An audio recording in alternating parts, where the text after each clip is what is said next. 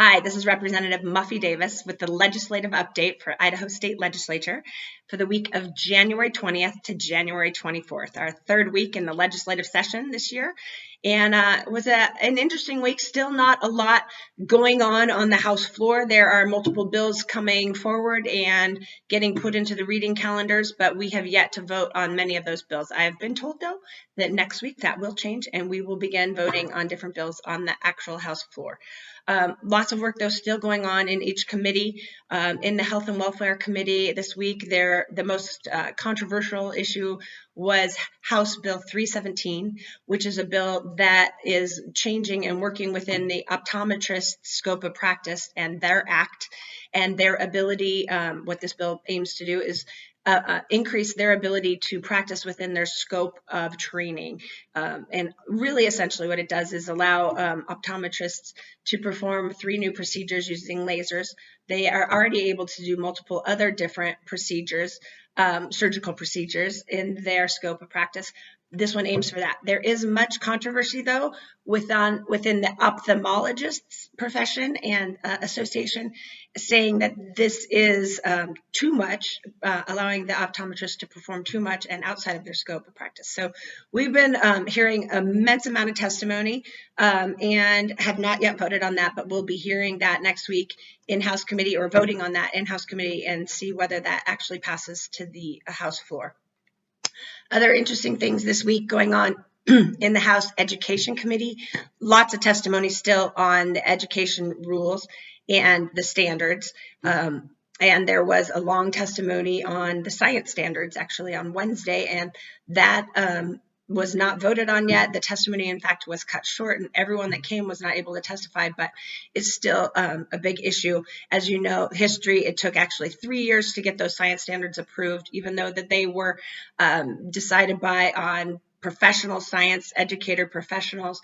So if you support the science standards the way they are currently written, please reach out to the House Education Committee and let them know your thoughts and urge them to pass those standards so that we can have those great standards for our children to learn science that they need to know. Also, other things going on in our transportation committee, we've got another hands-free or distracted driving bill that has actually passed out of committee and gone to, or actually been RS'd and will be voted on in committee this next week.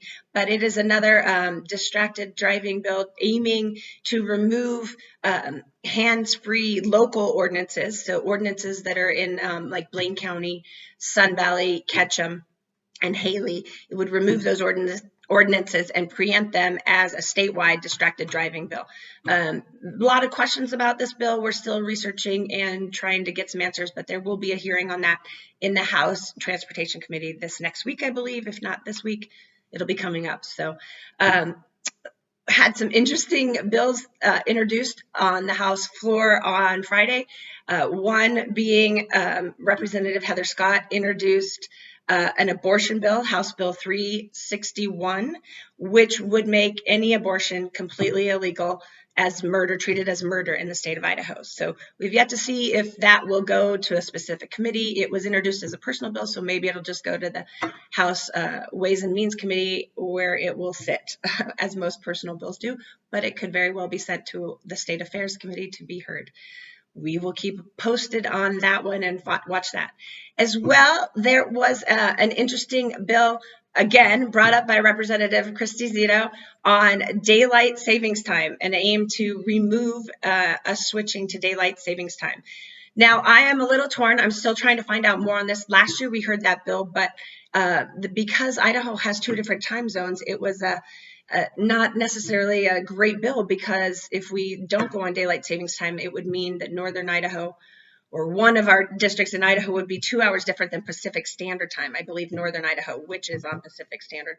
If we don't go on daylight savings time, that would be difficult. Last year, the way the bill was written was flawed in that regard. This year, I have not flushed out all the details, but I am still investigating and would love to hear from you on your thoughts on daylight savings time. Do you like it? Do you like switching the clocks back forward and back twice a year, or do you want to go away from it? If we go away from it, would you prefer to stay on standard time, which is what we would be on, or would you like to go to Pacific time, which would be opposite, would be on daylight savings time year round? So instead of not going on daylight savings time, we would stay on daylight savings time year round. So I'm trying to learn as much as I can about this, but really love to hear from you, and let me know your thoughts on daylight savings time and your preferences, so that I make sure that I represent you well here when I actually end up voting on this bill. So with that, next week we will have lots going on, and I look forward to giving you another update on Idaho State Legislature. Thanks so much, and have a great day.